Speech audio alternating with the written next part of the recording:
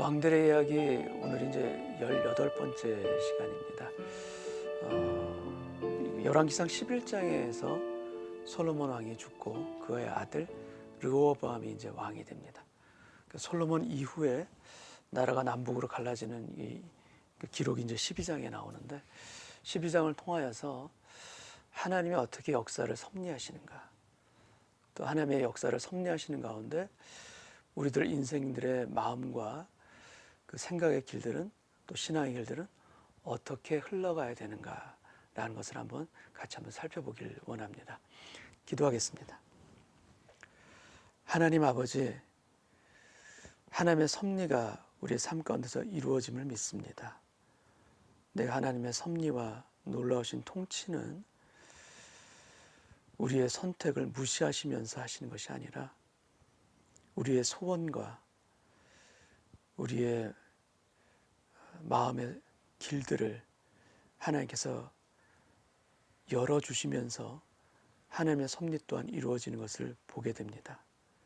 바라기는 하나님의 뜻 가운데 합한 자로서의 우리 걸어가는 인생이 되길 원하고, 그래 하나님의 선하신 뜻을 이룰 수 있는 하나님의 도구로서의 인생과 삶이 될 수 있도록 주여 축복하여 주옵소서. 예수님의 이름으로 기도합나이다. 아멘. 오늘 성경 말씀은 열왕기상 12장 1절에서 5절까지 이 말씀 제가 먼저 봉독합니다. 르호보암이 세겜으로 갔으니 이는 온 이스라엘이 그를 왕으로 삼고자 하여 세겜에 이르렀음이더라. 느밧의 아들 여로보암이 전에 솔로몬 왕의 얼굴을 피하여 애굽으로 도망하여 있었더니 이제 그 소문을 듣고 여전히 애굽에 있는 중에 우리가 사람을 보내 그를 불렀더라. 여로보암과 이스라엘의 온 회중이 와서 르호보암에게 말하여 이르되, 왕의 아버지가 우리의 멍에를 무겁게 하였으나 왕은 이제 왕의 아버지가 우리에게 시킨 고역과 매운 무거운 멍에를 가볍게 하소서. 그리하시면 우리가 왕을 섬기겠나이다. 르호보암이 대답하되 갔다가 3일 후에 다시 내게로 오라 하며 백성이 가니라. 아멘. 여러분, 솔로몬의 시대가 이제 끝이 났습니다. 이제 그 아들 르호보암의 시대가 되었는데, 그 솔로몬의 시대는 이스라엘 역사상 가장 그 찬란했던, 번성했던 그런 시대가 아닙니까? 근데 가만히 보면 물론 그 솔로몬의 시대의 그 영광이 솔로몬 그 지혜와 그가 했던 통치에도 물론 그 공과가 있겠지만, 어찌 보면은 그 아버지 다윗의 시대에 뿌렸던 열매가 그의 아들의 시대인 솔로몬을 통해서 나타난 것이 아닌가 싶습니다. 그 아버지가 뿌렸던 믿음의 신앙의 씨앗이 그 아들에 대해서 펼쳐지는 인생, 그리고 아버지가 품고 했던 그 기도의 것들이, 하나님이 주신 언약들이 그 아들의 시대에 있어서 성취되어지는 인생, 우리는 다윗과 솔로몬을 통해서 보게 됩니다. 근데 참으로 안타까운 것은 무엇인가? 다윗은 솔로몬에게 그런 그 신앙의 유산, 또 하나님의 언약의 성취를 물려줬는데, 이 솔로몬은 오히려 그 아들에게 그 신앙의 유산과 언약의 성취를 전혀 물려주지 못하고 있는 것을 우리는 보게 됩니다. 솔로몬의 시대에 나라는 부강했지만 오히려 영적으로는 빈곤했습니다. 그리고 솔로몬이 많은 그 건축을 하는 것 때문에 백성들은 고욕에 시달렸다라는 것을 우리는 오늘 이 12장을 통해서 또 보게 되고, 무엇보다도 하나님이 주시는 그 샬롬이 깨졌다라는 것이 이 솔로몬의 시대 말년, 그리고 그 아들 르호보암의 시대에 나타나는 아주 대표적인 특징입니다. 근데 르호보암이 이제 왕이 되었을 때 온 이스라엘이 그를 왕으로 삼고자 간 곳이 있습니다. 그것이 바로 세겜입니다. 근데 이 세겜은 예루살렘에서 북쪽으로 한 60km 정도에 있는 곳이고, 아브라함이 가나안 땅에서 첫 제단을 쌓았던 곳이 바로 세겜이고, 또 세겜은 특별히 여호수아가 가나안 땅에 들어와서 축복과 저주를 선포한 곳, 바로 에발산과 그리심산 그 사이에 있는 곳이 바로 이 세겜입니다. 이스라엘 백성들을 둘로 나눠서 에발산에서는 저주를 선포하고 그리심산에서는 하나님의 축복을 선포하지 않습니까? 근데 그 사이가 바로 이 세겜인데, 이 세겜의 의미가 그러니까 어떤 의미가 담겨져 있겠습니까? 바로 축복과 저주의 갈림길. 그게 바로 세겜의 그런 의미일 수가 있겠고, 또 르호보암이 이스라엘 백성들이 그를 왕으로 삼고자 세겜에 모였다는 이 자체도 르호보암 그 솔로몬 이후에 이스라엘 백성들에게 있어서 축복과 저주의 갈림길. 르호보암에게서도 마찬가지. 개인적으로도 이 축복과 저주의 갈림길이 바로 이 세겜에서 일어나게 됩니다. 네, 이스라엘 백성들이 왕에게 이제 간구합니다. 그 아버지 선왕 솔로몬 때 있을 때는 우리가 고욕이 너무 심했기 때문에 4절에 이렇게 돼 있죠. 왕의 아버지가 우리의 멍에를 무겁게 하였으나 왕은 이제 왕의 아버지가 우리에게 시킨 고욕과 매운 무거운 멍에를 가볍게 하소서. 그리하시면 우리가 왕을 섬기겠나이다. 우리의 노역을 가볍게 해주시면 왕으로 섬기겠나이다. 여로보암도 지금 찾아와서 같이 르호보암에게 이야기하는 겁니다. 근데 가만히 보십시오. 백성들이 요구하는 게 무엇입니까? 멍에를 가볍게 하는 것입니다. 근데 솔로몬의 왕의 그 말년의 시기에 이스라엘에 있어서 가장 큰 문제는 무엇인가? 바로 신앙의 문제인 것입니다. 신앙의 타락. 산당이 바로 예루살렘 앞산에 있었고 우상을 섬기는 이런 영적인 타락과 예배의 훼손, 이것이 가장 큰 문제인데 그것을 지적하는 선지자, 그것을 말하는 백성들이 없습니다. 백성들은 무엇을 얘기합니까? 자신의 육적인 것, 멍에를 가볍게 해달라. 그러면 왕으로 섬기겠나이다. 바로 이런 부탁을 하는 것입니다. 영적인 것에 대한 관심이 전혀 없습니다. 르호보암에게도 없고 지금 르호보암에게 찾아온 이스라엘 백성들의 입술을 통해서도 우리가 우상을 깨트려야 합니다. 하나님께 돌아가야 됩니다. 우리가 제사를 온전히 드려야 합니다. 이렇게 영적으로 깨어서 회개하는 그런 마음들이 거의 없고 육적인 것에 대한 호소와 그것을 해결하면 되겠다라는 그러한 말들만 나오고 있습니다. 이것이 바로 지금 솔로몬 사후 이스라엘이 남과 북으로 갈려지기 바로 직전에 이스라엘의 상황을 대표적으로 보여주고 있는 것입니다. 근데 이렇게 와서 너희가 3일 후에 다시 오라 백성이 갔죠. 그리고 나서 르호보암 왕이 원로들에게 물어봅니다. 원로들의 생각 어떠하냐? 원로들이 대답하죠. 백성들의 요구를 들어주십시오. 그럼 나라가 설 것입니다. 얘기합니다. 근데 르호보암이 이 원로들의 말을 듣지를 않습니다. 그러면 의견을 버립니다. 왜 그렇습니까?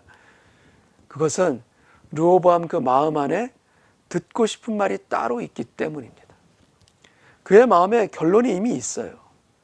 그래서 백성들에게 자문을 구했지만 그것을 따를 마음이 없는 것입니다. 그리고 오히려 자기들과 같은 젊은 친구들에게 물어봤을 때 오히려 멍에를 더 무겁게 하소서. 그들을 더 전갈과 채찍으로 오히려 더 무겁게 하소서. 젊은 친구들이 그 얘기를 했을 때 그 얘기가 싹 들어옵니다. 그리고 그대로 행한 것입니다. 여러분, 이 결과가 어떻게 됩니까? 이 결과로 인하여서 나라가 둘로 나눠지게 되는 것 아니겠습니까? 여기서 우리가 이렇게 생각할 수가 있습니다. 만약에 르호보암이 그 원로들의 말을 들었더라면 이렇게 나라가 분단되지 않았을 텐데, 만약에 원로들의 말대로 따랐더라면 아무 문제가 생기지 않았을 텐데 라고 생각할 수 있습니다. 여러분, 그렇지가 않습니다. 르호보암의 왕에게 있어서 가장 큰 문제는 무엇인가? 원로들의 말을 듣지 않은 것, 그것이 아닙니다. 르호보암은 그 의견을 원로들에게도 물어봤고 또 자기의 젊은 친구들에게도 물어봤습니다. 근데 정작 물어봐야 될 대상은 누굽니까? 정작 아뢰고 뜻을 구해야 될 분은 아버지 하나님인데 하나님은 싹 빠져 있습니다. 이것이 바로 현재 르호보암에게 있어서 또 이스라엘 백성들에게서 가장 큰 문제인 것입니다. 원로들의 말을 들었으면 문제가 해결됐을 것이다? 저는 그렇지 않다라고 봅니다. 또 다른 문제가 생겼을 것이라고 봅니다. 왜냐? 하나님께 의견을 묻지 아니하고 하나님께 영적인 접근을 어프로치를 하지 않는다면 언제든지 문제들은 일어나게 돼 있고 그 문제들은 해결되지 않을 것이기 때문입니다. 마땅히 하나님께 여쭤봐야 될 그 기도가 없었다는 것이 르호보암에게서 가장 큰 문제인 것이고, 하나님이 그의 마음 가운데 있지 않다라는 것, 이것이 바로 르호보암의 영적인 어둠을 지금 보여주고 있는 것입니다. 나라가 분열됩니다. 이제 여로보암을 중심으로 10지파가 이제 북이스라엘로 갈라진 것입니다. 아마도 르호보암의 인생에 있어서 이 순간이 가장 후회되는 순간이 아닐까 싶기도 합니다. 나라가 이제 완전히 분단되지 않습니까? 근데 르호보암이 바로 이때를 가장 후회스럽게 생각하지 않았겠습니까? 내가 왜 그랬을까 그때? 내가 좀 지혜롭게 했었어야 했는데 참 어리석게 했다라는 후회가 분명히 있었을 것입니다. 네, 여러분, 하나님께서는 이미 아이야 선지자를 통해서 나라가 나눠질 것을 예언해 주셨죠. 근데 그 예언을 어떻게 성취되는가? 예언이 어떻게 성취되는가? 바로 르호보암의 어리석음을 통해서 성취됩니다. 그의 어리석음으로. 우리의 어리석음을 통해서 하나님의 뜻이 성취될 때가 참 많습니다. 우리의 순종을 통해서 하나님의 뜻이 성취될 때도 물론 많습니다. 근데 우리의 순종과 우리의 선함을 통해서 하나님의 뜻이 성취되는 것이 아니라 이렇게 르호보암처럼 우리의 실수와 우리의 죄와 우리의 어리석음을 통해서 하나님의 뜻이 성취된다면 그것이 얼마나 안타까운 일이겠습니까? 얼마나 가슴 아픈 일이 되겠습니까? 근데 이 나라가 남북으로 갈라지는 것, 하나님께서 예언을 하셨는데, 예언하셨다는 것은 이렇게 갈라질 것으로 그렇게 운명 지어졌다라고 해석하는 거랑은 조금 다른 의미가 이 안에 담겨져 있습니다. 르호보암은 운명적으로 어떻게 자신의 의지와 상관없이 나라가 분단되게끔 그렇게 행동할 수밖에 없었던 그 사람이 아닙니다. 그렇지 않습니다. 르호보암은 어떻게 했는가? 100% 자기가 원하는 대로 행동한 것이고, 또 이스라엘 백성들은 어떻게 된 것인가? 이스라엘 백성들도 그들이 원하는 대로 한 것입니다. 근데 100% 르호보암이 원하는 대로 했고 100% 이스라엘 백성들이 원하는 대로 했는데 100% 하나님의 뜻이 이루어진 것입니다. 이것이 서로 상충되지 아니하고 충돌되지 아니하고 하나님의 뜻이 이루어지는 것, 이게 바로 너무나도 신묘막측한 하나님의 섭리하심입니다. 그리고 이것이 가능한 것은 오직 여호와, 전능하신 여호와 하나님께로만 가능한 일이기도 한 것입니다. 100% 자유를 주셨고 100% 원하는 대로 했는데 그 결과가 100% 하나님의 섭리인 것, 우리 인간의 차원에서는 감히 상상도 할 수 없고 뜻할 수도 없는 그 일들이 하나님의 섭리 가운데 이루어지는 것입니다. 다시 한번 바라기는, 하나님의 섭리가 우리의 삶 가운데, 우리의 가정 가운데 이루어지는데 그것이 우리의 어리석음 때문에 이루어지는 것이 아니라 우리의 순종과 우리의 믿음의 결단들을 통해서 하나님의 뜻이 이루어지는 그 섭리가 저와 여러분의 인생 가운데 있기를 원합니다. 그러기 위해서는 우리가 말씀 가운데 깨어 있어야 될 것이요, 기도하는 삶으로 하나님의 뜻을 구하고 찾고 두드리는 인생이 되어질 때 우리의 순종이 하나님의 섭리와 연결되어지는 그런 축복의 삶이 또한 되게 될 줄 믿습니다. 솔로몬은 지혜의 사람이었습니다. 솔로몬에게 있어서 그 지혜는 우리가 몇 번 열왕기상을 통해서 계속 말씀드렸지만 그 지혜는 무엇인가? 바로 듣는 마음이죠. 하나님 아버지의 마음을 듣고 깨닫는 마음, 또는 사람의 마음도 듣는 마음, 듣는 마음이 지혜였던 것입니다. 근데 이 르호보암에게 있어서는 그 지혜가 없습니다. 듣는 마음이 없었던 것이죠. 원로들이 이야기합니다. 백성들이 원하는 대로 그들의 노역을, 멍해를 가볍게 해주시옵소서. 근데 르호보암은 그걸 들을 마음이 없습니다. 왜 들을 마음이 없는가? 그것은 그의 마음속에 이미 원하는 것이 따로 있기 때문입니다. 그의 마음속에 결론이 이미 내려져 있기 때문인 것입니다. 그래서 원로들의 말을 들었을 때 그것을 버립니다. 대신 자기 젊은 친구들이 오히려 노역을 더 무겁게 해라, 그 말을 들었을 때, 야, 이것이 바로 내가 원하는 대답이었어. 내가 가지고 있던 생각이었어. 그것을 딱 붙잡게 되는 것입니다. 여러분, 듣는 마음이 없을 때, 내 안에 원하는 것을 붙잡을 때, 내 안에 가지고 있던 그 생각들을 우리가 붙잡을 때 우리는 지혜와 반대의 길을 걸게 될 때가 참 많습니다. 근데 이것은, 이 르호보암의 이러한 모습들은 우리의 기도에 있어서도 동일하게 나타납니다.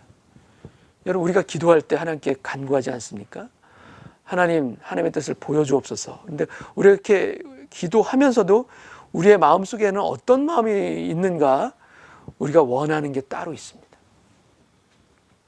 우리의 결론은 따로 있는 거예요.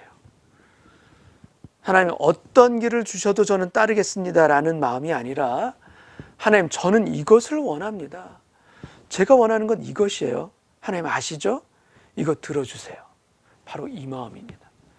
우리의 기도에도 우리의 결론이 따로 내려져 있으면서 기도하고 있다라면, 여러분, 그것은 참된 기도가 아닙니다. 우리의 기도는 어떻게 드려져야 되는가? 그 주권을, 그 기도의 응답의 주권을 아버지 하나님께 다 드릴 때, 그것이 온전한 기도인 것입니다. 물론 우리가 하나님의 뜻 안에서 우리의 소원을 놓고 간구하는 기도가 있습니다. 그것을 제가 없다라는 것, 부정하는 것 결코 아닙니다. 그러나 우리가 어떻게 하는 것이 하나님의 뜻이 맞는가 잘 모를 때, 그것에 있어서 하나님께 주권을 올려드리는 것, 그것이 기도하는 우리의 마음의 자세가 되길 원하고, 그렇게 기도할 때 하나님은 하나님의 선하신 뜻을 우리 인생 가운데 베풀어 주시는 분이신 것입니다. 내 마음속에 결론이 따로 있고 내가 듣고 싶은 결론이 따로 있으면서 하는 기도가 아닙니다. 내 소원을 하나님께 요구하는 것이고 하나님께 그것을 넘어서 강요하는 것이 우리의 기도가 아닌 것입니다. 참된 기도가 아닌 것입니다. 우리를 백지로 내려놓고 하나님의 뜻이 이루어지게 하여 주옵소서. 마치 겟세마네 동산에서 주님께서 나의 원대로 마옵시고 아버지의 원대로 하옵소서. 주님의 기도의 결론이 나의 원이 아니라 아버지 하나님의 원대로 하옵소서가 주님의 기도의 결론이었듯이, 우리 기도의 결론도 아버지 하나님의 뜻이 내게 이루어지게 하옵소서. 이 기도가 되기를 원합니다. 하나님의 응답의 주권을 올려드릴 때 우리 삶에 하나님의 선하심과 하나님의 놀라우신 인자하심이 반드시 펼쳐지게 될 것을 믿습니다. 나보다 더 나를 잘 아시는 아버지께서 나에게 어찌 선하심과 자비로우심과 긍휼하심으로 우리의 인생의 길을 열어주시지 않겠습니까? 믿고 주권을 드리며 구하는 기도 가운데 하나님은 하나님의 놀라운 은혜와 축복들로 우리를 채워주실 것을 믿습니다. 우리의 기도에, 아니 우리의 삶에 하나님의 마음을 듣는 마음을 주옵시고, 그 듣는 마음으로 또한 기도하며 듣는 마음을 통해 순종하며 살아가는 저희 모두 되게 하여 주옵소서. 이 기도가 살아있는 저와 여러분 되시기를 주님의 이름으로 축복합니다. 기도하겠습니다. 하나님 아버지, 우리의 어리석음이 하나님의 뜻을 이루는 하나님의 섭리가 되어지는 그런 인생이 아니라 우리의 믿음의 결단과 우리의 순종을 통하여 하나님의 뜻이 이루어지는 그런 인생이 되기를 원합니다. 그러기 위해서는 무엇보다 하나님의 마음을 듣기를 원하고, 듣는 마음, 그 지혜가, 참다운 온전한 지혜가 우리 가운데 있기를 원합니다. 그래야 우리가 기도할 때에도 그 기도의 주권을 아버지 하나님께 올려드리며 아버지의 뜻이 이루어지는 저 자신의 삶이 되게 하여 주옵소서. 이 기도가 우리의 기도가 되게 하여 주시사 하나님의 선하심과 인자하심과 하나님의 광대하심을 체험하고 누리고 전할 수 있는 저희 모든 은혜의 식구들 될 수 있도록 주여 축복하여 주옵소서. 감사와 찬송을 올려드리오며 예수님의 이름으로 기도하옵나이다. 아멘.